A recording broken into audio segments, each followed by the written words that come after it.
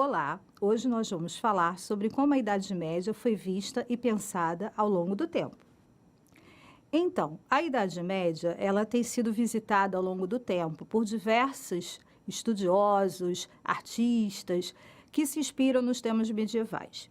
Mas a própria ideia de Idade Média, ela vai surgir mais ou menos no final do século XIV com Petrarca. Petrarca era um pensador italiano que, de alguma maneira, estava percebendo que mudanças estavam acontecendo ao longo do seu tempo. E ele começou a chamar esse tempo em que ele vivia de um tempo médio, um tempo mediano. E a partir do momento em que Petrarca começou a refletir sobre as mudanças que estavam acontecendo no século XIV, os historiadores e filósofos que vieram após Petrarca, no século XV, e os humanistas do século XVI, entenderam que a Idade Média era um tempo, um espaço de tempo que refletia, na verdade, algo que precisava ser mudado. Então, por volta do século XVI, se constitui uma espécie de linha do tempo, onde você tem uma divisão entre três grandes tempos e espaços da história. E o tempo do meio foi chamado de Média Tempestas, ou seja, Idade Média.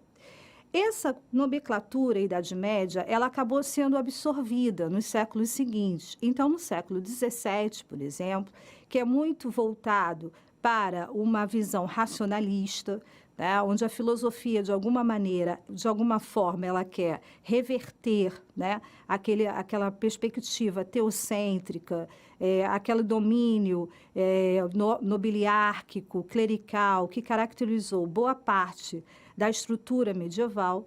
Começa a se entender que o século XVII é o século de virada, é o século voltado mais para o racionalismo. E a Idade Média, ela vai representar justamente um espaço místico, um espaço de predominância da religião, de predominância do sobrenatural sobre o racional. Isso vai ser absorvido no século XVIII, ou pelo século XVIII, quando a filosofia iluminista vai simplesmente decretar que o conhecimento deve ser a luz que move o ser humano. E, consequentemente, a Idade Média era entendida pelos filósofos iluministas como um período de tempo onde não havia produção de conhecimento e onde a Igreja dominava toda a reflexão feita pelos seres humanos com sua perspectiva teológica. Diante disso, o que vai acontecer é que, no século XVIII, a ideia de Idade Média vai ficando cada vez mais pesada e voltada para um período de atraso, um período de retrocesso, um período de ignorância. Daí a ideia de Idade Média como Idade das Trevas, entendeu? E aí, quando vem o século XIX, e a ciência começa a aparecer de uma maneira mais clara, né, e as regras do jogo científico vão ficando mais definidas, a Idade Média passa a ser um período de tempo que deve ser, sobretudo, superado, porque representa a total ausência de um conhecimento mais efetivo de uma racionalidade humana. Mas, por outro lado, no século XIX, você também pode observar um movimento por parte das histórias e dos historiadores nacionais de construir a origem dos Estados nacionais. Então, assim, muitos historiadores vão voltar na Idade Média em busca de um momento onde surgiram boa parte das nações europeias.